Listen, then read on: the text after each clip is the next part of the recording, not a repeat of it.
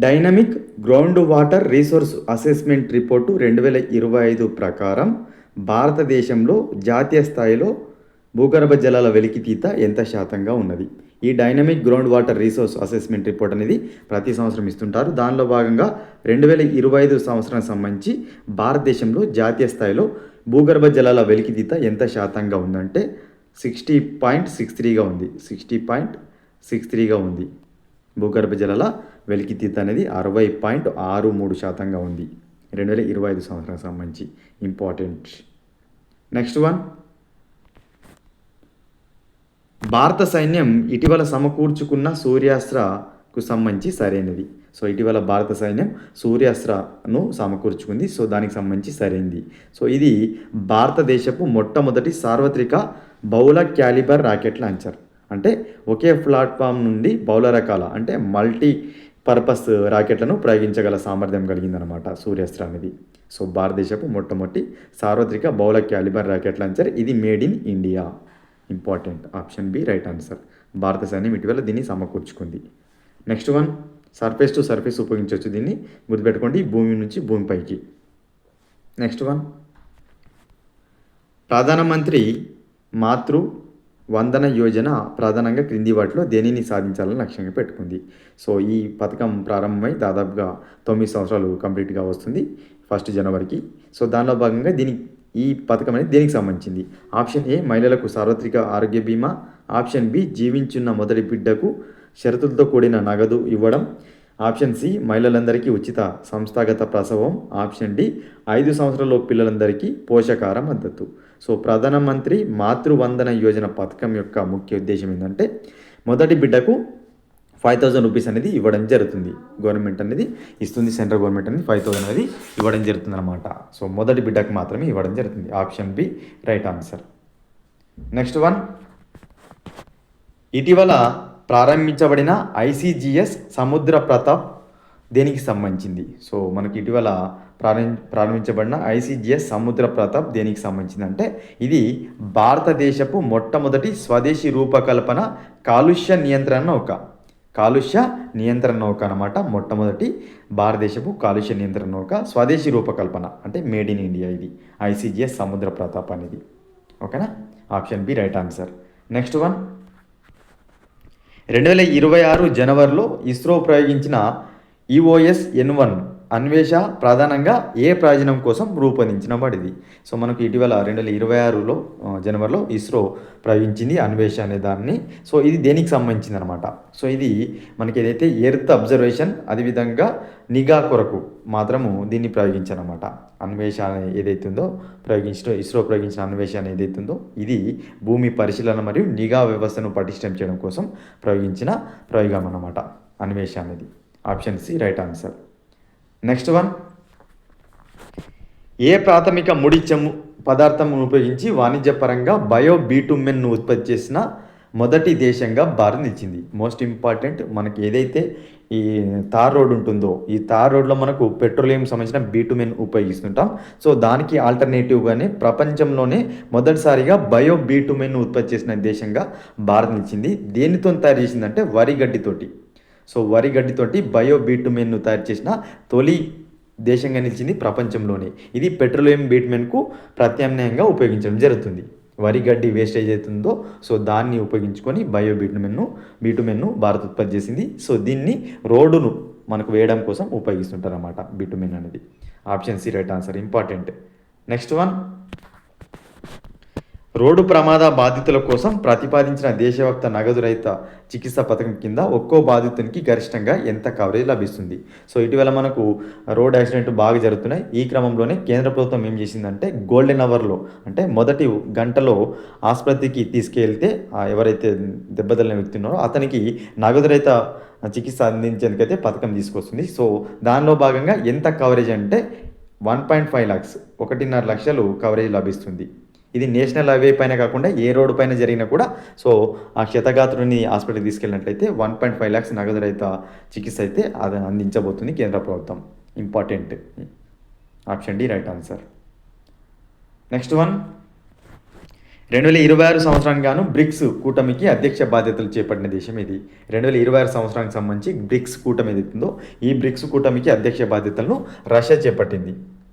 ఓకేనా. Next one, ప్రవాసీ భారతీయ దివస్ను ప్రతి సంవత్సరం ఏ రోజున జరుపుకుంటారు? ప్రవాసీ భారతీయ దివస్ను ప్రతి సంవత్సరం కూడా జనవరి 9వ తేదీన జరుపుకుంటారు. సో జనవరి 9వ తేదీన ప్రతి సంవత్సరం కూడా ప్రవాసీ భారతీయ దివస్ను జరుపుకుంటారు. మహాత్మా గాంధీ గారు సౌత్ ఆఫ్రికా నుంచి తిరిగి వచ్చారు భారతదేశానికి. సో జనవరి 9న. సో దానికి గుర్తుగా ఈ ప్రవాసీ భారతీయ దివస్ను ప్రతి సంవత్సరం జనవరి 9న జరుపుకుంటారు. Option A right answer. Next one, Swachh Survekshan తాజా ర్యాంకింగ్స్లో భారతదేశంలో అత్యంత స్వచ్ఛమైన నగరంగా మొదటి స్థానంలో నిలిచిన నగరం ఇది. సో మోస్ట్ ఇంపార్టెంట్, చాలాసార్లు ఇప్పటికీ మనము ఈ క్వశ్చన్ విని ఉంటాం. స్వచ్ఛ సర్వేక్షణ్ తాజా ర్యాంకింగ్స్లో భారతదేశంలోనే అత్యంత స్వచ్ఛమైన నగరంగా ఇండోర్ నిలిచింది. గత కొన్ని సంవత్సరాలుగా ఇండోర్ మొదటి స్థానం నిలుస్తూ వస్తుంది. Option B right answer. మధ్యప్రదేశ్లో గల ఒక నగరమే ఇండోర్. నెక్స్ట్ వన్, భారత రాజ్యాంగ పరిరక్షణ మరియు చట్టసభల పనితీరుపైన ఇటీవల జరిగిన అఖిల భారత ప్రిసైడింగ్ అధికారుల సదస్సుకు ఆతిథ్యం ఇచ్చిన నగరం ఏది? సో భారత రాజ్యాంగ పరిరక్షణ మరియు చట్టసభల పనితీరుపైన ఇటీవల అఖిల భారత ప్రిసైడింగ్ అధికారుల సదస్సు అయితే జరిగింది. ఎక్కడ జరిగిందంటే న్యూఢిల్లీలో జరిగింది. న్యూఢిల్లీ వేదికగా జరిగింది అఖిల భారత ప్రిసైడింగ్ అధికారుల సదస్సు అనేది. Option A right answer. Next one, ఇటీవల దేశంలో మహిళా భద్రత మరియు అనాథ పిల్లల సంరక్షణ కోసం కేంద్ర ప్రభుత్వం ప్రారంభించిన కొత్త పోర్టల్ ఏమిటి? మోస్ట్ ఇంపార్టెంట్, ఇటీవల దేశంలో మహిళల భద్రతతో పాటు అనాథ పిల్లల సంరక్షణ కోసం కేంద్ర ప్రభుత్వం ప్రారంభించిన పోర్టల్ పేరు పంకుడి. పంకుడి అనే పోర్టల్ను కేంద్ర ప్రభుత్వం ప్రారంభించింది. ఎవరి కోసం? మహిళల భద్రత, అదేవిధంగా అనాథ పిల్లల సంరక్షణ కోసం కేంద్ర ప్రభుత్వం ప్రారంభించింది. ఆ పోర్టల్ పేరే Pankudi. Option A right answer. Next one, కేంద్ర ఎన్నికల సంఘం ఓటర్ల అవగాహన దినోత్సవాన్ని ప్రతి సంవత్సరం ఏ తేదీని నిర్వహిస్తుంటుంది? సో కేంద్ర ఎన్నికల సంఘం ఓటర్ల అవగాహన దినోత్సవాన్ని, జాతీయ ఓటర్ల దినోత్సవాన్ని ఏ తేదీన జరుపుకుంటారంటే జనవరి 25వ తేదీన ప్రతి సంవత్సరం కూడా ఓటర్ల దినోత్సవం జరుపుకుంటాం. జాతీయ ఓటర్ల దినోత్సవం జరుపుకుంటాం. Option C right answer. Next one, world economic forum వార్షిక సమావేశం ఇటీవల స్విట్జర్లాండ్లోని ఏ నగరంలో జరిగింది? సో 2026 సంవత్సరం సంబంధించి వరల్డ్ ఎకనామిక్ ఫోరం వార్షిక సమావేశం అనేది దావోస్లో జరిగింది. దావోస్ వేదిక జరిగింది WEF వార్షిక సమావేశం అనేది. ఇది 56వ ఎడిషన్, 56వ summit. Option C right answer. Next one, భారత నౌకాదళం ఇటీవల నిర్వహించిన అతిపెద్ద తీర ప్రాంత రక్షణ వ్యాయామం పేరేమిటి? సో భారత నౌకాదళం ఇటీవల అతిపెద్ద తీర ప్రాంత రక్షణ వ్యాయామాన్ని నిర్వహించింది. దాని పేరు సీ విజిల్. సీ విజిల్ అనేది మనకు రక్షణ వ్యాయామం అనమాట. భారత నౌకాదళం నిర్వహిస్తుంటుంది. ఇండియన్ నేవీ ప్రతి సంవత్సరం నిర్వహిస్తుంది. ఇది 4th ఎడిషన్. నెక్స్ట్ వన్, ఇటీవల ఏ దేశం అధికారికంగా ఐరోపా సమైక్య యూరోపియన్ యూనియన్కి సంబంధించిన ఉమ్మడి కరెన్సీ యూరోను స్వీకరించింది? బల్గేరియా ఇటీవల యూరోపియన్ యూనియన్ యొక్క ఉమ్మడి కరెన్సీ అయిన యూరో కరెన్సీని స్వీకరించింది.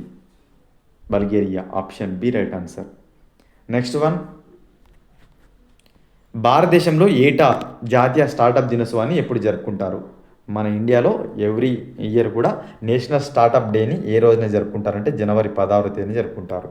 జనవరి 16వ తేదీని ఏ దినోత్సవం జరుపుకుంటారు? నేషనల్ స్టార్టప్స్ డే, జాతీయ స్టార్టప్ దినోత్సవంగా జరుపుకుంటారు. Option B right answer. Next one, global fire power index 2026 ప్రకారం ప్రపంచంలోనే అత్యంత శక్తివంతమైన సైనిక సామర్థ్యం ఉన్న దేశాల జాబితాలో భారత్ ఎన్నో స్థానం నిలిచింది? మోస్ట్ ఇంపార్టెంట్, అత్యంత సైనిక సామర్థ్యం ఉన్న దేశాల జాబితాలో భారత్ 4వ స్థానం నిలిచింది. సైనిక సామర్థ్యం పరంగా భారత్ 4వ స్థానం ఇచ్చింది. ఫస్ట్ ప్లేస్లో అమెరికా, సెకండ్ ప్లేస్లో రష్యా, థర్డ్ ప్లేస్లో చైనా ఉన్నాయి. అమెరికా, రష్యా, చైనా 3 ప్లేస్లలో ఉంటే భారత్ 4వ స్థానంలో ఉంది. దేని పరంగా? అత్యంత శక్తివంతమైన సైనిక సామర్థ్యం కలిగిన దేశాల జాబితాలో. దీన్నే ఫైర్ పవర్ ఇండెక్స్ అంటాం. Option C right answer. Next one, ఇటీవల ఏ ఆఫ్రికా దేశం తన దేశంలో మలేరియా వ్యాధిని పూర్తిగా నిర్మూలించినట్లు ప్రపంచ ఆరోగ్య సంస్థ నుంచి సర్టిఫికేట్ పొందింది? మోస్ట్ ఇంపార్టెంట్, ఇటీవల ఒక ఆఫ్రికా దేశం తన దేశంలో మలేరియా వ్యాధిని పూర్తిగా నిర్మూలించినట్లు WHO నుంచి సర్టిఫికేట్ పొందిందంటే కేప్ వెర్డే అనే దేశం మలేరియా రహిత దేశంగా గుర్తింపు పొందింది ప్రపంచ ఆరోగ్య సంస్థ నుంచి. కేప్ వెర్డే అనే దేశం, ఓకేనా, ఆఫ్రికా దేశం. Option B right answer. Next one, India AI impact summit ఏ నగరంలో జరిగింది? సో మనకు ఇండియా ఏఐ ఇంపాక్ట్ 2026 సమ్మిట్ అనేది న్యూఢిల్లీ వేదికగా జరిగింది. ఇంపార్టెంట్, ఏఐకి సంబంధించిన క్వశ్చన్ బాగా అడుగుతున్నారు ఈ మధ్య. India AI impact summit New Delhi వేదికగా జరిగింది 2026 సంవత్సరంలో. నెక్స్ట్ వన్, భారతదేశపు మొట్టమొదటి పూర్తి సౌరశక్తితో నడిచే మొబైల్ ఏటీఎం వ్యాన్ను ఇటీవల ఏ సంస్థ ప్రవేశపెట్టింది? ఇంపార్టెంట్, భారతదేశం సంబంధించిన మొట్టమొదటి పూర్తి సౌరశక్తితో నడిచే మొబైల్ ఏటీఎం వ్యాన్ అనేది ఎవరు ప్రవేశపెట్టారంటే త్రిపుర గ్రామీణ బ్యాంక్. త్రిపుర గ్రామీణ బ్యాంక్ ఇటీవల ఏం చేసింది? పూర్తిగా సౌరశక్తితో నడిచే మొబైల్ ఏటీఎం వ్యాన్ను ప్రవేశపెట్టింది. ఇది భారతదేశపు మొట్టమొదటి పూర్తి సౌరశక్తితో నడిచే mobile ATM van Tripura Gramin bank ప్రవేశపెట్టింది. Option C right answer.